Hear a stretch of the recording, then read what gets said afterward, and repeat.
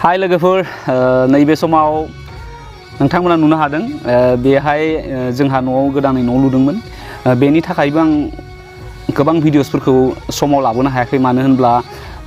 दानि मिस्ट्रिफोरनि खोथाखौ नोंथांमोना मिथिखायो माने अफिस टाइम माने 9टायाव फैगोन 4टायाव थांगोन स' बेखिनि समाव गोबां मस्ला सिमेन्ट गलायनाय बायदिखौ नायनो गोनां जायो स' आं एक्चुअली बुंनो थाङोब्ला बै लकडाउन समनिफ्रायनो सासे हेल्पार हिसाबै न'नि खामानि मावबोगासिनो दङ न'आवब्लाबो माने मिस्ट्रिफोरा आंखौ मालिक होनना बुङो नाथाय बै समाव जेला जों खामानि मावो आंखौ हेल्पार होनना बुङो स' नैबे समाव आं ओरैनो थास्लायस्लाय माने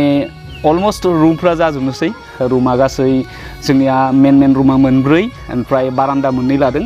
ओमफ्राय बे बारान्दायावनो आं मोनसे स्टुडिअ रुमखौ लाफादों थ' फैबाय थानाय इयुनाव आं माखासे गोदान माने चेनेलफोरजों लोगोसे खामानि मावनो नागिरदों स' बेवहाय मोनसे निजायै हारसिङै सेपारेट जिरायनो हानाय स्टुडिअ रुम थायोब्ला मोजां एडिटिं खालामनो स' बेनि थाखाय लाफानाय दोननाय जादों स' अलमस्ट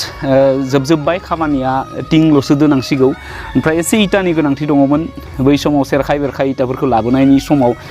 माने गोसारलाजोबना दंमोन ओमफ्राय नैबे दैज्लां समाव माखासे अखा हानायनि जाहोनै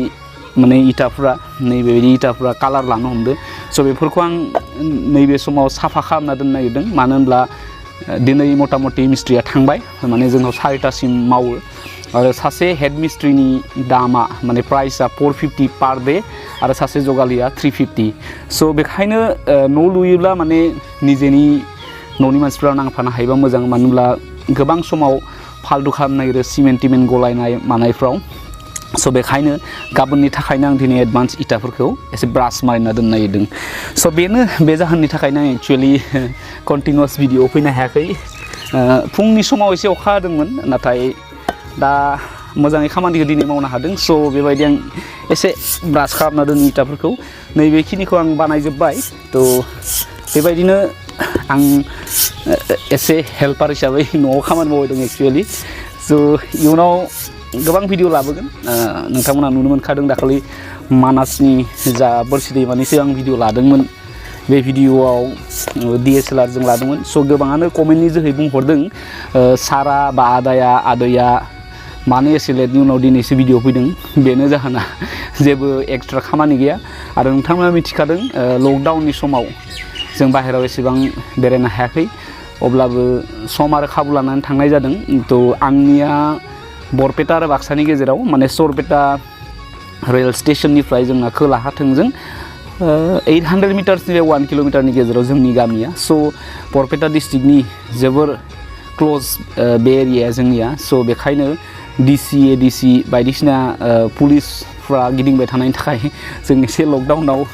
खम खामानि मावनो हादों आरो जोंनि सरपेटा हालामावबो गासै मिन्थिनायाव पुलिस फायखि हानजानि 3 आरो बेबायदिनो 10टा सुबुं माने टटेल 7 जनसो पजिटिभ केस मोनदों नाथाय नैबे समाव गैथ'वा आरो जोंनि साखाथिनि BHB कलेज बेवहायबो क्वारन्टाइन सेन्टार होदोंमोन ओमफ्राय जानो हागौ बेवहाय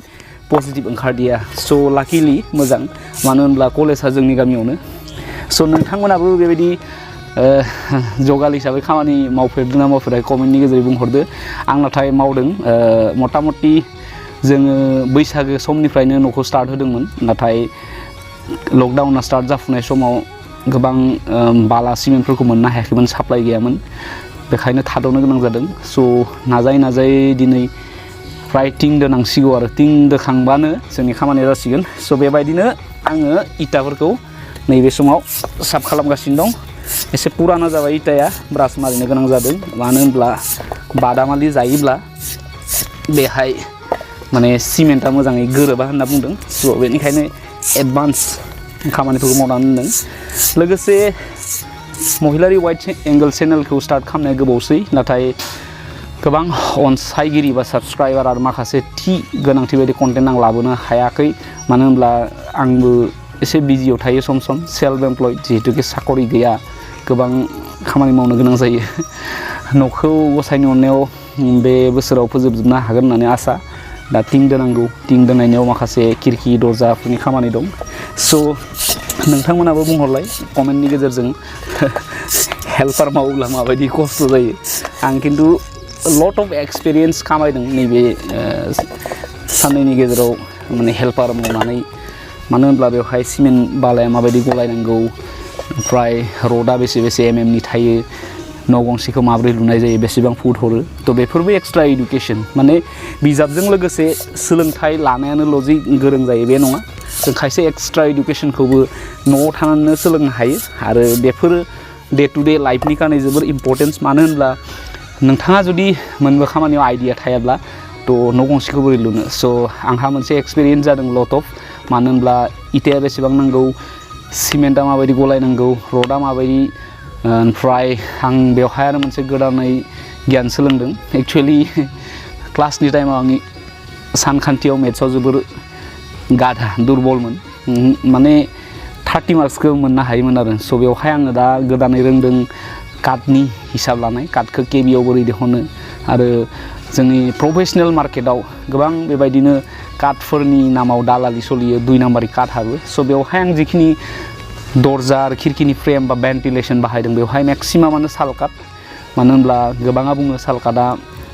माने निजेनि जिउ जोबजासिम थांगोन ना नायनोसै माबायदि ओमफ्राय जोंनि बे हालामाव नैबे समाव साल काटआ पार केबि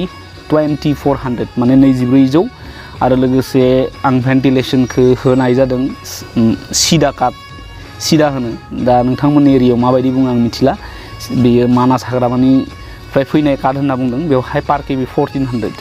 स' बेखिनियानो ओमफ्राय टिंनि सायाव जा टप लिन्टारनि सायाव आं काट बाहायगोन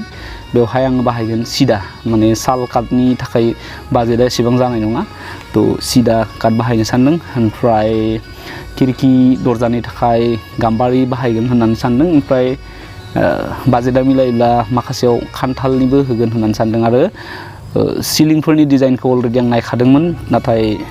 बे बाराव सिलिंफोरखौ होजोबनो हानाय जायोना जाया नायनोसै मानो होनब्ला न' गंसेखौ दिहुननाया एसेबां खस्थ' नङा स्टार्टिङाव आंबो सानदोंमोन खम जागोन नाथाय नैबे समहालागैनो 8,50,000 माने 8,50,000 अलरेडि थांबाय थ' बेवहाय देलायनांगौ मानांगौ कालार दङ मा दङ थ' अनुमानिक 20Lसो थांगोन होननानै सानदों आरो बेनि उनाव एक्सट्रा दंबावोसो स' रायलायनायनि गेजेरजोंनो आं इटाफोरखौ एसे साफ खालामलांनो स' बेखिनियानो आं एसे बिजि दं लोगोसे खायसे एक्सट्रा नलेज बा एडुकेसन सोलोंथाइखौबो खामायदों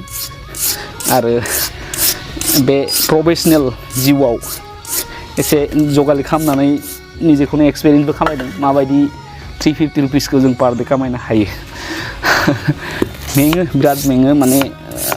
हर जाब्लाथाय उन्दुलांनो थाब थरखौनो मोनलायलाया थ' बेनोमोन भिडिअ खालामनायनि थांखिया नोंथांमोननो जे आं मा बानायबाय दङ नैबे लकडाउननि समाव लोगोसे